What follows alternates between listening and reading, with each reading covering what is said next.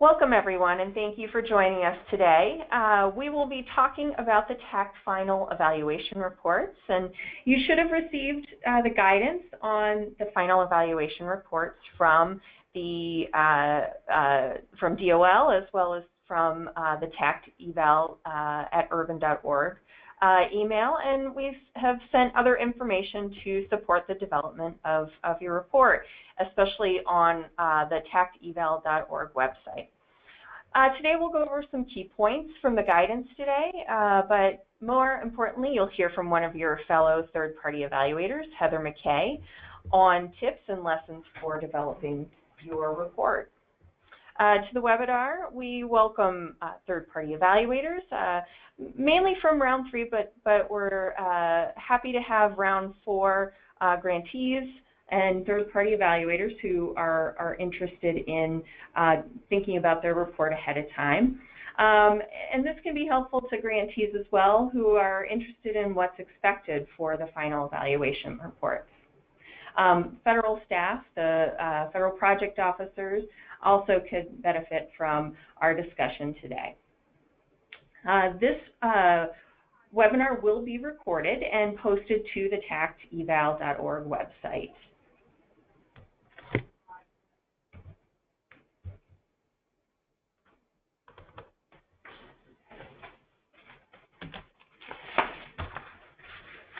So just a little bit about what you will learn today.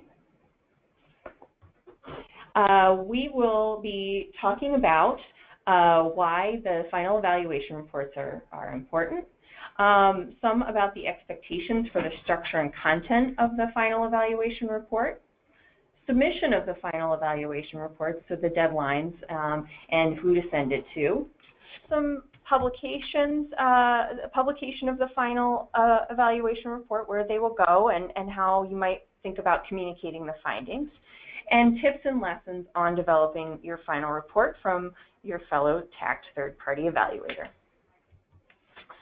I am Lauren Eister, and I am the project director for the National TAACCCT Evaluation. I'm with the Urban Institute, and I'll be speaking first today to go over some of the key expectations and other guidance around the third-party evaluation reports, those final reports.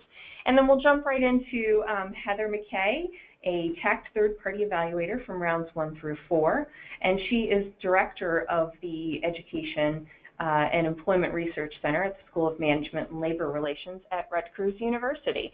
And she's really going to be talking about her experiences in developing these reports, working with the grantees, and really thinking about the findings and how best to present them. So a little bit about why the TAACCCT evaluation reports are important. The fact that there will be over 200 final evaluation reports from across the 4 rounds is very exciting and important to informing DOL, policymakers, and other researchers. And this is a unique opportunity to build the effectiveness and understanding of strategies implemented by the TAACCCT grantees, provide lessons for program improvements for current grant efforts, and support replication and scaling for new initiatives, and for informing post-secondary education and workforce policy and practice. There are several goals for the TAACCCT final evaluation reports. First, to serve as an independent objective assessment of the TAACCCT grant activities. This means these reports are authored by the third-party evaluators as opposed to other DOL reporting, which may primarily come from the grantees. The final evaluation reports should also highlight both the successes and challenges of the TAACCCT grants to get the full picture of the grant's implementation and outcomes. This will help inform ongoing implementation and sustainability for the TAACCCT grantees. And these reports can help others understand how to successfully replicate and scale TAACCCT strategies and approaches and be able to address any implementation challenges early on. So the key components of your final evaluation report should include, and these are very broad, a description of your TAACCCT grants approach and activities being evaluated. You want a full picture there so folks reading it really can understand what was being tested and why, and who was implementing these approaches. It should discuss the evaluation methods used and the limitations of the evaluation.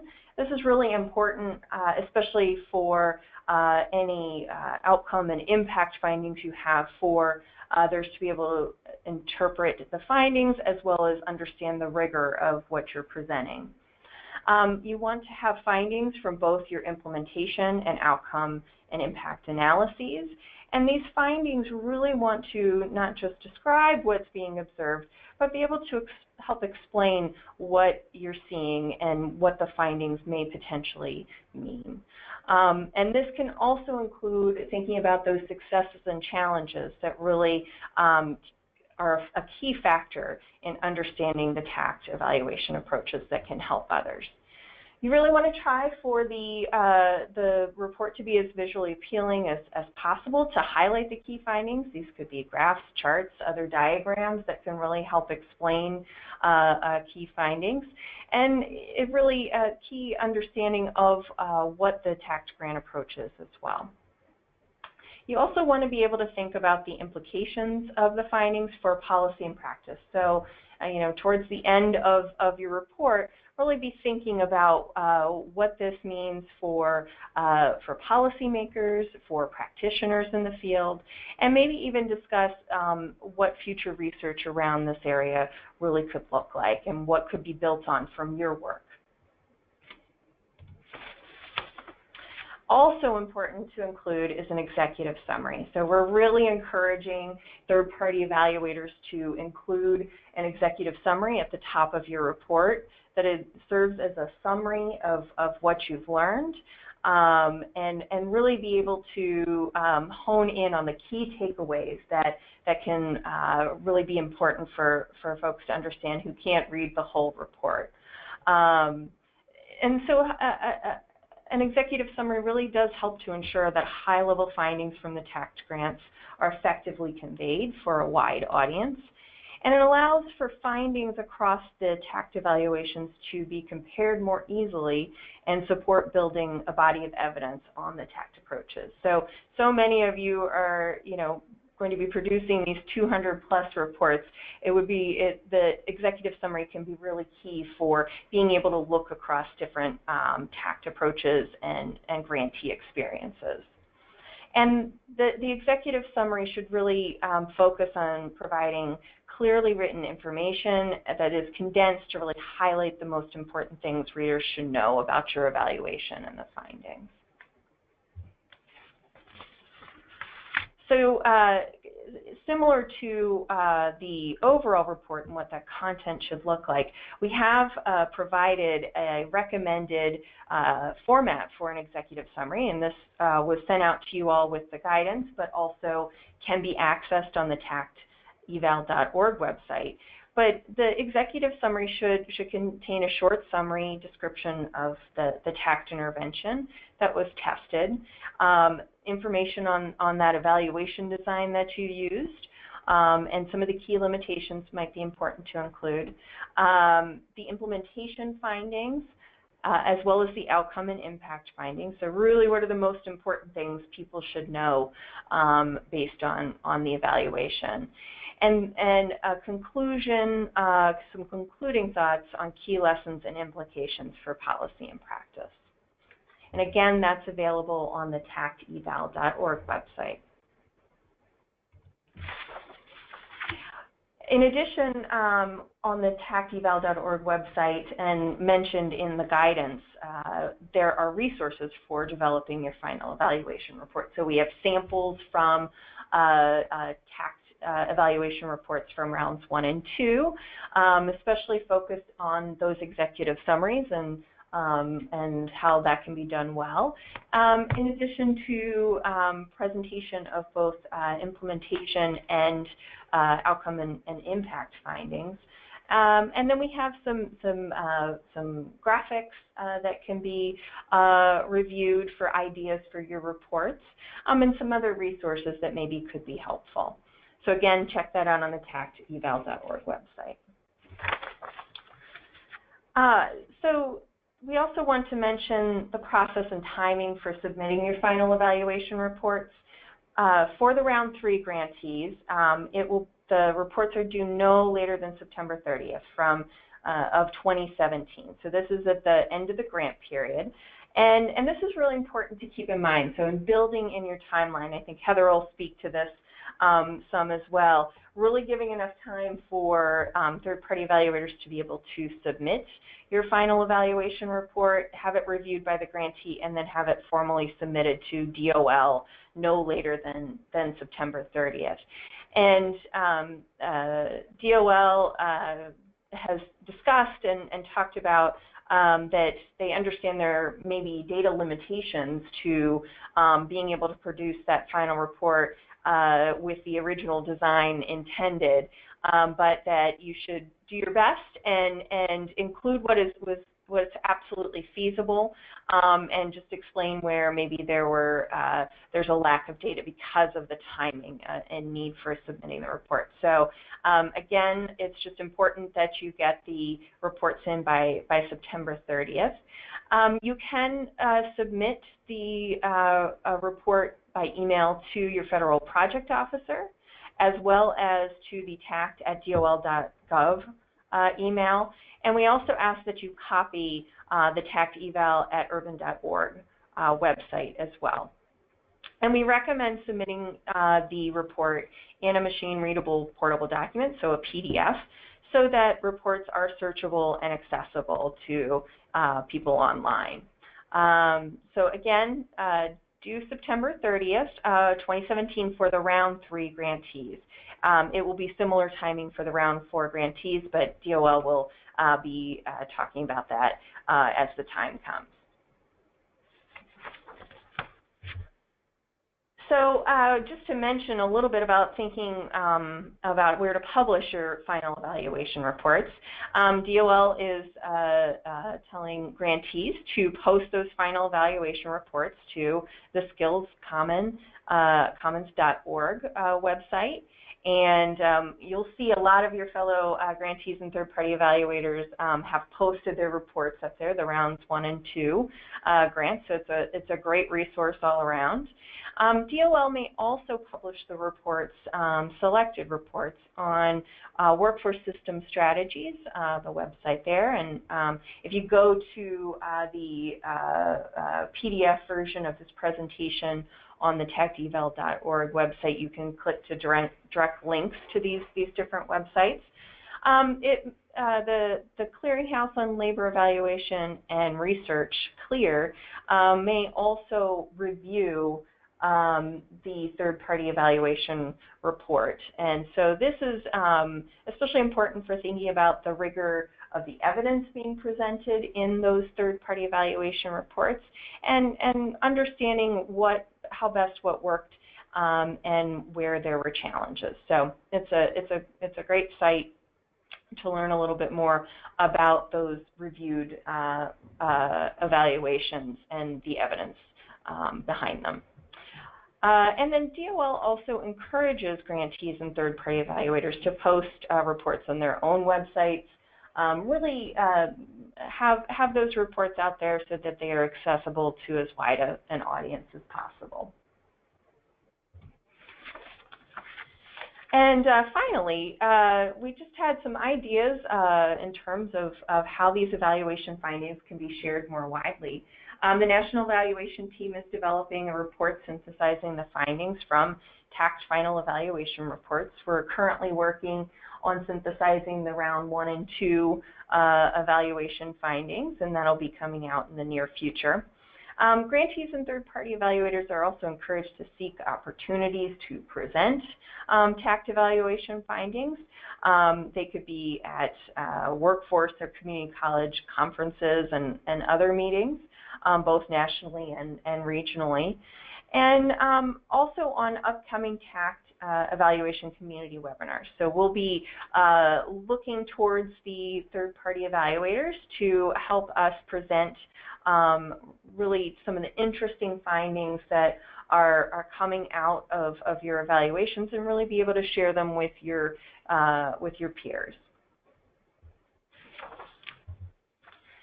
And just a quick reminder, I know you all get emails on this a lot, but if you have any questions about your grant requirements, especially for the final evaluation report, please email your federal project officer and the TAACCCT@dol.gov email, and they'll be able to answer questions about requirements. If you have any questions or seeking advice about the structure and content of your final evaluation report, or if you're interested in presenting findings at TAACCCT evaluation community opportunities, such as upcoming webinars, please reach out to us at the tacccceval@urban.org email.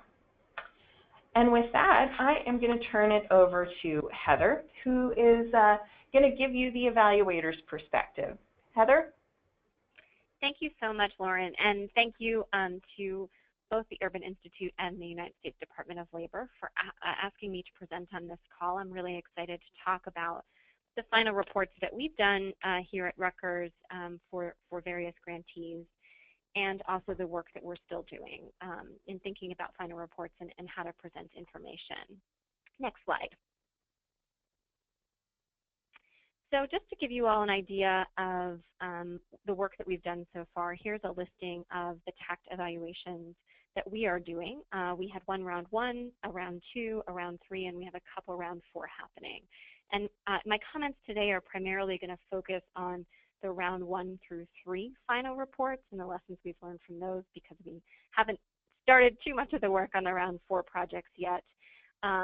So at the end of this webinar, you'll see a slide which will provide some links, and you'll be able to go and take a look at our final reports for those projects, as well as other reports we've done for those projects, including case studies, subject matter briefs, and the interim reports. So please take a look at those links at the end of the webinar. I'll also just note that these 3 rounds, 1 through 3, these projects were really complex. They were consortium projects. They involved a lot of colleges, and they involved multiple topics of interest for us to focus on. So round 1 looked at DevEd, developmental education, and also energy programming. Round 2 looked at online science education and healthcare.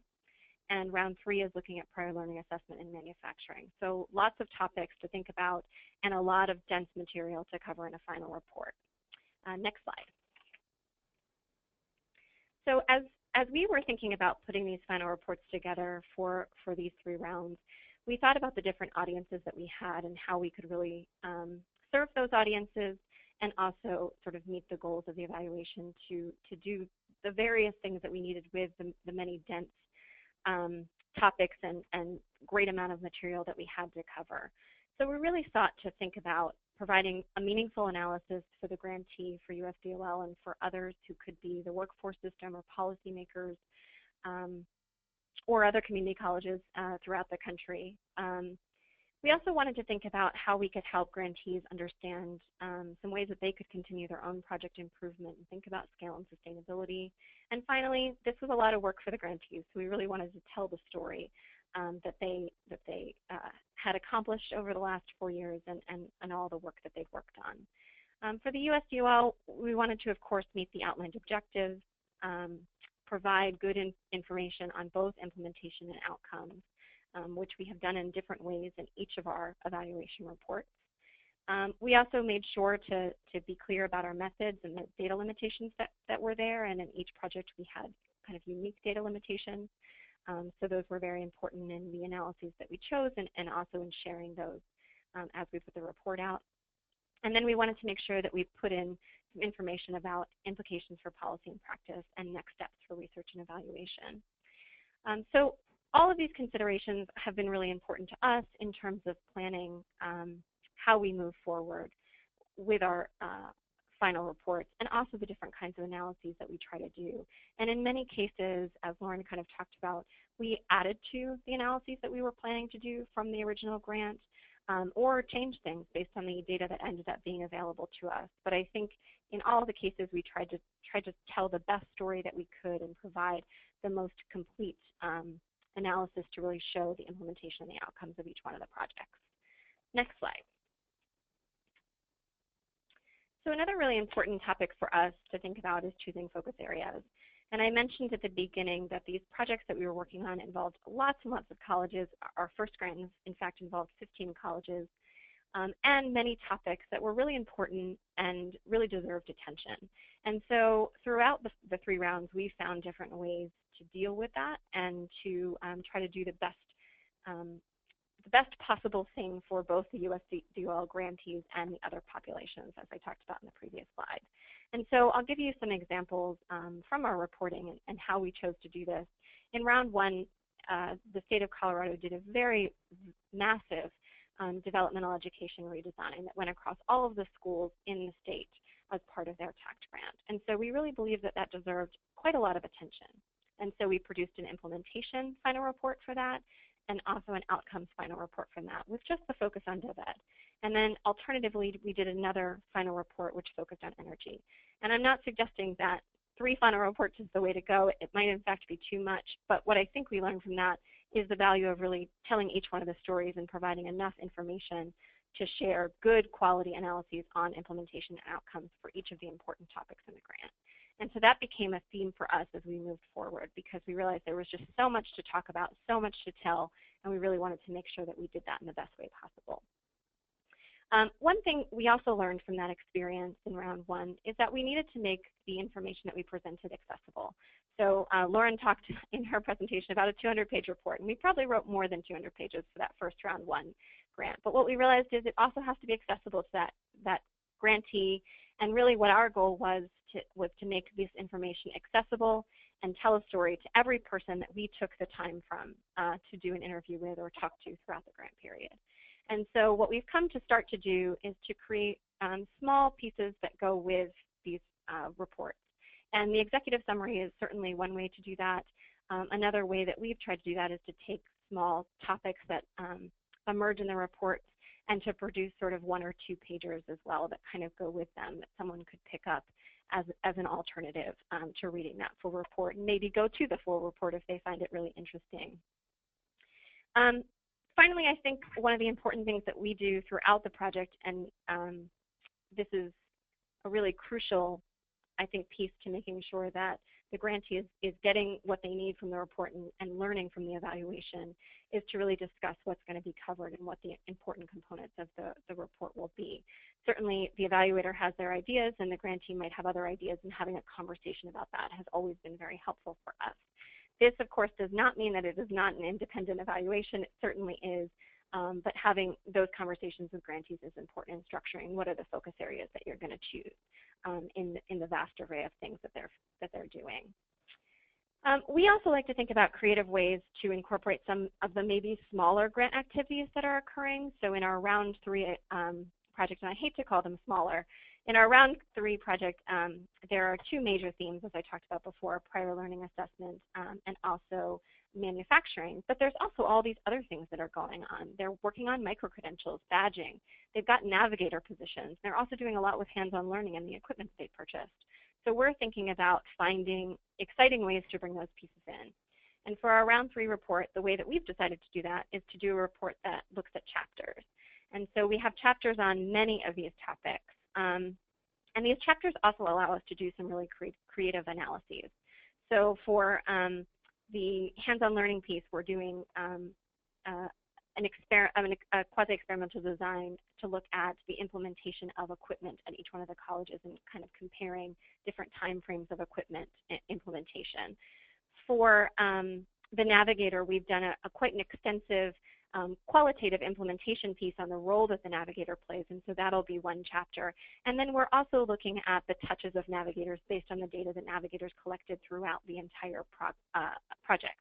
So that'll be kind of 2 chapters. We're also doing another chapter on career pathways and student decision making that emerges from a survey that we did on student decision making in the project. And then we're doing something on micro-credentialing and badging, as I talked about before. So we're really trying to incorporate each one of these pieces of the project that's really important into this final report and give some really interesting and unique analyses to them. I think that one of the other considerations we have in terms of choosing focus areas is how do we build from the interim report. And often what we try to do is to sort of take the next step from the interim report in our final reports. And that may or may not be what all of you want to do, but kind of talk about, okay, in the beginning of the report, where are things since that interim report? What has happened since then? And most often we start our final reports with that so that the reader knows where they are, and they also know that if they want to know about some details beforehand in terms of implementation or outcomes, they can visit our interim report and take a look at that. But you can't put everything in this final report. It would be forever long. So next slide. So another thing that we've encountered in all three of our grants, and I've mentioned it a little bit, are data challenges. And I think the motto that we've taken here is to really be creative. We know that things are not always going to be as we want them to be. And we learned a lot of really great lessons in round 2 about data availability. We had some data pull problems and some data pulling challenges in that grant. And so we realized that really we should cut off the dates that we're looking at much sooner in round 3, and that's what we've decided to do for our round 3 final report. So we're pretty far down the analysis route for our round 3 report and not waiting until that final data pull in spring to kind of get moving on each one of our areas of interest. And that was an important lesson for us, and I think an important thing for DOL to get those reports in by that September 30th date. One of the other things that we found is sometimes the comparison and what to look at is really challenging. It's really hard. Maybe there isn't one. Maybe these are new programs. Maybe there's no historic group. Maybe that historic group was not in credit before and that group's not in your data system. So what do you do in terms of taking a look and making some comparisons and pulling some kind of quasi-experiment or experiment together? And so we've done a variety of things, and I think our round 3 report will show that. And also our round 1 and 2 report will also show you kind of some choices that we've made. We have chosen to use historic data. We are also in this round 3 report for one of our analyses using some public data, some publicly available data as our comparison, which has been really interesting and has provided some unique findings that we wouldn't have gotten if we had simply used college data. We've also used surveys as a method to kind of get some comparisons out there. Pre-post surveys have been really useful in that way for us. And then finally, the idea that we have mostly is to use what you have, make some decisions, and just move forward and do what you can with what's out there. So I think that's sort of my best lesson. So next slide. So another thing that Lauren talked about, which I think I would agree with, is that in these very long reports, it's really important to use visuals in order to show the reader some data in a different way rather than words, and also to break things up a little bit and make it kind of more interesting to read. And we've used we've used tables and charts and images in a lot of ways in our reports. You know, sometimes we're just using pictures from our site visits to break up sections. So in our qualitative section, sometimes we're showing some of the equipment that schools have purchased or students doing an activity, making sure, of course, that we have the permissions to do that. But we also try to use a lot of tables with data, and I've shown you 2 examples here. But if you visit our reports, you'll see many, many more. We use tables just to show something as simple as degree earned instead of just putting that in words in the report, which would be a very simple thing to do, but we try to do it in both ways. And then also for our more complex analyses, we use tables a lot as well. The other thing that we're thinking about now are some kind of unique data visualizations and infographics for our round 3 reports. So we're playing around with going even further with these visualizations. And I hope some of you all out there are doing that too, because I can't wait to see what people produce. Next slide. So I mentioned this earlier, and I think this is really important, and Lauren talked about it too. Executive summaries are super important for people to be able to consume these reports. They're very, very long, and not every audience or person is going to want to read the whole thing. But the executive summary provides a really nice way to present information to somebody who might not have a lot of time or who might not be sure that this is something that they want to read through. It is also something that each one of those people that you interviewed, as I mentioned before, can kind of pick up and read and see what you've accomplished and done here with the evaluation and the findings that you have from the project that they've worked on for so many years. And so I think that's a really nice piece. We certainly think it's really important to make the executive summary understandable. We think it's really important that it should be able to stand alone, not really need the rest of the report to be read. And in that, I think there are some key components that are really useful, including the key evaluation questions, highlighting those evaluation findings and recommendations, and providing a brief overview of the purpose of the evaluation and the research methods used. And so that's crucial. In addition to the executive summary, as I said, we're trying now to kind of do some 2-page mini briefs to go along with different sections. And in our case, there'll be the chapters in our final report so that folks can also pick up something small on different themes in the report and maybe go on to read more. So that might be something others are interested in doing. Next slide.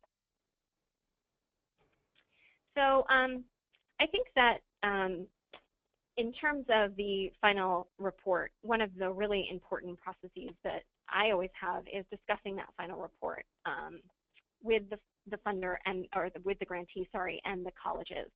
And I think that that's an important process, both so that folks can kind of consume a little bit of the findings that you have here in conversation, so that it's not just all about reading, they'll consume them as you discuss. But it's also a nice time to begin to think about sustainability and scaling and other concerns that the grantees have on their doorstep. One important thing that really has to happen before this process starts or before you undertake this process is educating the grantee on how the editing process will work. And that's really important in terms of what can be changed and what can't be changed. As I said earlier, this is an independent evaluation, and it's really important that the evaluator is objective, and you need to maintain that as you move forward with your final reporting and the evaluation. But the grantee might say, oh, you know, I have a different view on this, and that can open up a really nice point for a conversation, especially in terms of the implementation work. These are probably conversations that you've been having with your grantee throughout the process. Certainly here at Rutgers, we check in with our grantees pretty frequently and have these conversations. But the final report is another nice place to begin to do that. But I will say that in order to do this, we've had to set ourselves some really, really strict timelines and stick to those timelines to make this work. So many of the sections of our final report are already written at this point in time, and we're already starting to have those conversations with grantees. And you might want to do the same as evaluators out there, because by the time you get to August, you really need to be closing up what this looks like so that it can get into that September 30th timeframe. Next slide. So another thing that Lauren talked about is sharing, and we really think it's important to share. And I have made a joke often about, you know, different reports that we write sort of maybe not being consumed by as many people as I want. But in saying that, I'm thinking about the reality of people's lives and the fact that they can't read 100 or 200 pages all the time on every topic they might want to.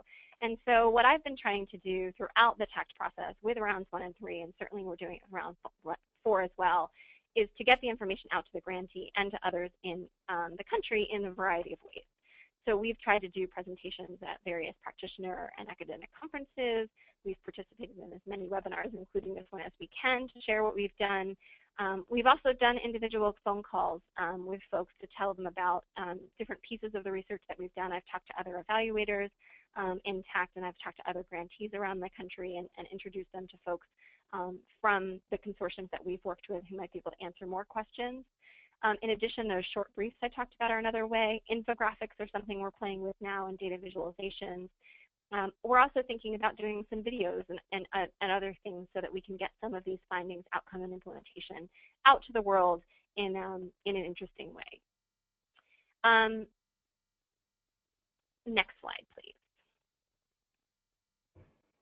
So I think in conclusion, what I would say is that it's been really important to be creative as we write our final reports and think about ways to get the vast amount of information that we've collected out into the world, which I think is just so important. So much has been done in these grants, and the grantees have so much to share, both good and bad, with everyone else that folks can learn from. And so we're really trying to do that in a variety of ways, and I've talked about them throughout this presentation, but short briefs. We've done case studies for almost not almost, we've done case studies with round 1 through 3 for every college that participated to try to give them a specific picture of what was done. Those case studies were also very, very helpful for us in writing the final report. So I highly recommend doing that work. We're also doing question and answer documents, so short question and answer documents that are 1 to 2 pages that sort of provide answers to some of the questions that folks might have, some of the research questions, and present some findings in a brief way. We're trying to have conversations with a variety of groups about the work that's happened, including those in the consortium and outside. We're using chapters as a model for this 3rd round report, which I hope will be really interesting in order to get as many of these great topics that folks are looking at in these grants out into the world and do some interesting analyses on them. And we're also trying to be really creative with our analyses and research methods based on the data that we have. And I talked about the different data that we're using to do that. Next slide. So I hope that some folks will go visit our webpage. As Lauren said, we've tried to get our final reports and the other reports we've written out on TAACCCT in a variety of places. They are on each one of the grantees' websites, I believe. The Colorado Community College System has all of their reports from round 1 to 3 up on their website, so you can certainly go there and see them. They're also available at these links and on skillscommons.org. And please feel free to contact me. I put my contact information here if you have any questions or want to have a discussion about the things that we've done or the things that you're thinking about. I'd be really happy to talk to other evaluators or grantees. Thank you. And thank you so much, Heather. That was great and really helpful for folks to think about all the possibilities for these final evaluation reports and making them as useful as possible. Thank you for sharing those tips and lessons. That was great. For folks that have made it to the end of this webinar, this is just a quick reminder that the slides are also available on the TAACCCT.eval.org website, as well as the guidance, the recommended executive summary format, and other resources that we have on there that can hopefully help you develop and think about that final evaluation report. Thank you again, everyone.